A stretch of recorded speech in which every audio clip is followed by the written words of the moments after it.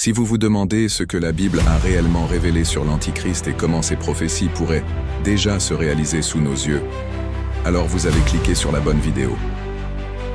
Aujourd'hui, nous allons explorer une prophétie vieille de plus de 2500 ans, issue du livre de Daniel, qui pourrait bien contenir l'une des révélations les plus troublantes sur notre avenir.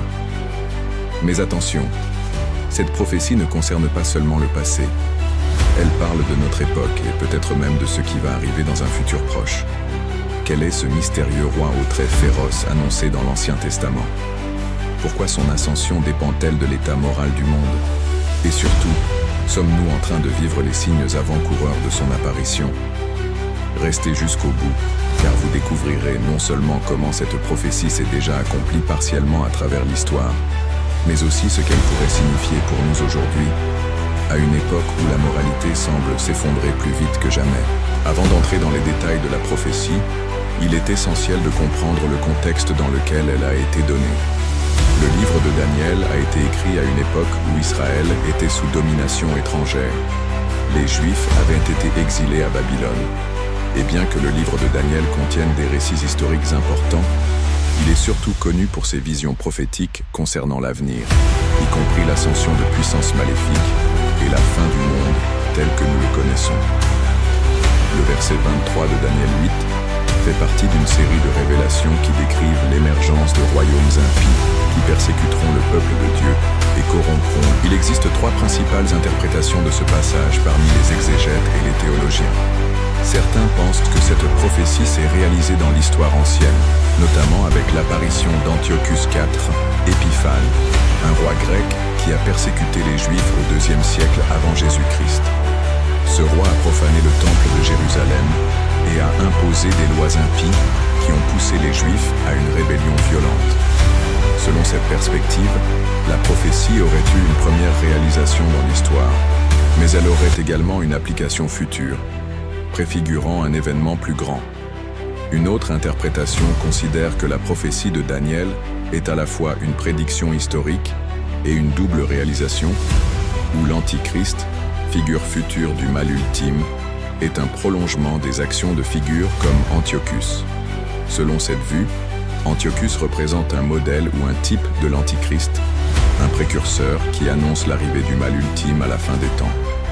Enfin, certains pensent que cette prophétie n'a pas encore trouvé son accomplissement dans l'histoire et qu'elle se réfère entièrement à un événement futur lorsque l'Antichrist se lèvera pour gouverner le monde entier dans les derniers jours.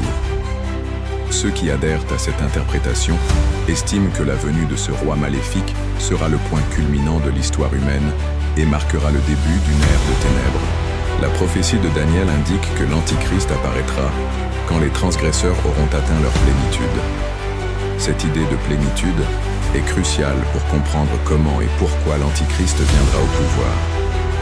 Il ne s'agira pas d'une émergence aléatoire ou chaotique, mais d'un événement qui résulte d'une condition morale et spirituelle précise dans le monde entier. Cette condition est celle d'une humanité qui a complètement rejeté Dieu et choisi délibérément de se livrer au péché. L'idée de la plénitude des transgressions indique que l'humanité n'atteindra pas ce point par accident. Ce ne sera pas une simple accumulation de péchés isolés.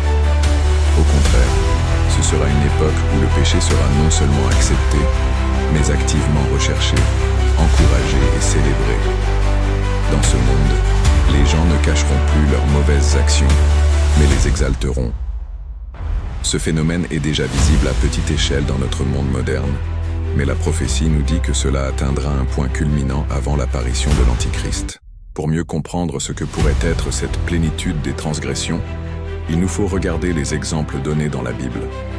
Jésus lui-même a comparé les derniers jours aux jours de Noé et de l'eau, des périodes où le mal était non seulement omniprésent, mais aussi dominé par une corruption profonde de l'humanité. Dans les jours de Noé, la terre était remplie de violence, et les pensées des hommes n'étaient que mauvaises en tout temps. Le péché était si omniprésent qu'il avait atteint un point de non-retour, entraînant le jugement divin sous forme du déluge. De même, les jours de Lot étaient marqués par une dépravation morale et sexuelle qui a culminé dans la destruction de Sodome et Gomorrhe. Dans ces deux récits, Dieu a jugé les sociétés corrompues de manière décisive, car elles avaient atteint un point où il n'y avait plus de retour possible. Le péché n'était plus un événement sporadique ou caché, mais une norme qui gouvernait la vie quotidienne. Jésus nous avertit que le monde des derniers jours ressemblera à ces périodes. Une société où le péché est non seulement toléré, mais aussi l'ère moderne a vu une accélération de ce phénomène de normalisation du péché.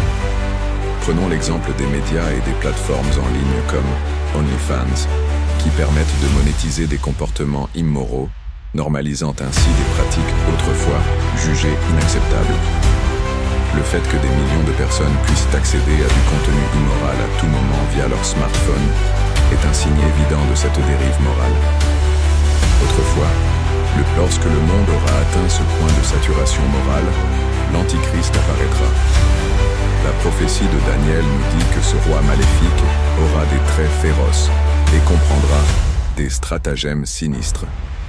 Cela nous parle d'un leader charismatique et puissant, mais aussi d'un maître manipulateur, dont les compétences en manipulation et en tromperie seront sans égal.